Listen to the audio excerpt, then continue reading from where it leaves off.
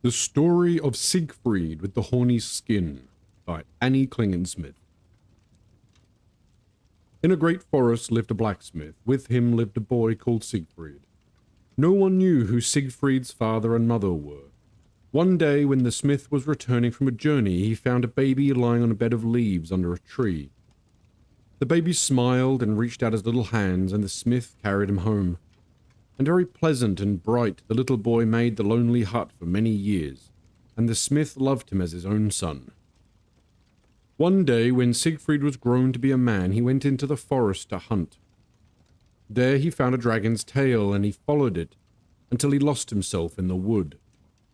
As he wandered about trying to find his way home, he met a dwarf who rode a coal-black horse and wore a glittering crown. The dwarf told Sigfried that he was near the home of the dragon.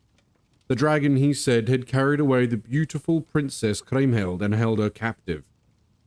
Sigfried forced the dwarf to go with him to show the way. As they came to the entrance to the dragon's realm, they saw a giant whose duty it was to safeguard the gateway. Sigfried fought with the giant and overcame him, and forced him to show the way to the castle. There the giant sprang upon him and wounded him, but Sigfried threw the giant over a steep rock and killed him. Then he entered the castle and found Kriemhild weeping, but the maiden dried her eyes when she saw Sigfried's broad shoulders and brave face. Then she gave him a sword which the dragon kept hidden. This was the only sword in the world that the monster feared. Just as they were ready to go, a roar was heard. The mountain trembled, and the dragon appeared, breathing out fire and smoke. Sigfried seized the sword and sprang at the monster. The dragon breathed out fire until the rocks were red hot. After a long fight, the dragon's horny skin grew soft with the heat and the blows from the sword, and Sigfried hewed him to pieces. Dipping his finger into the melted skin, Sigfried found that it grew horny and hard like the dragon. Then he bathed himself in the melted skin so that no sword might cut him.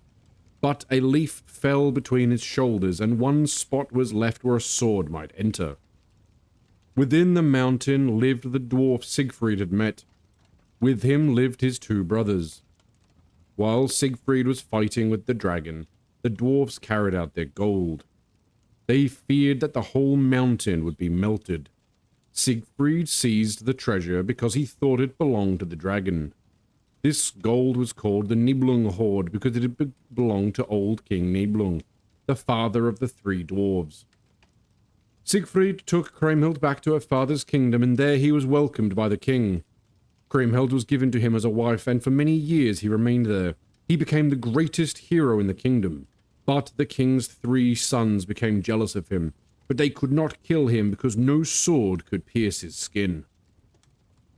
Kriemhild alone knew the spot between his shoulders. She told the secret to Hagen, her brother's vassal, because she thought he was Sigfried's friend and begged him to shield her husband in battle. Hagen told her to embroider a little cross on Sigfried's clothing over the spot that he might better know how to protect him. Then Hagen hurried to the three brothers with the tale. One of them ordered a great hunt and invited Sigfried.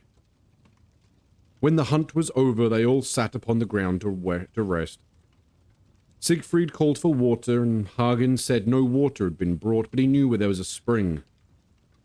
Then Sigfried asked to be directed to the spring, and Hagen said, "I have heard you are the swiftest runner in all the land.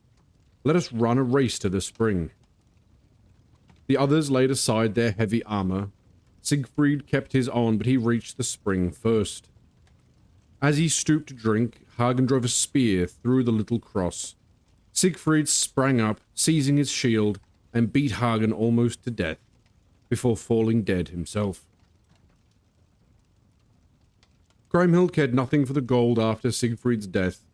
To prevent her from giving it to the poor, Hagen hid it in the Rhine, and no man ever saw it again.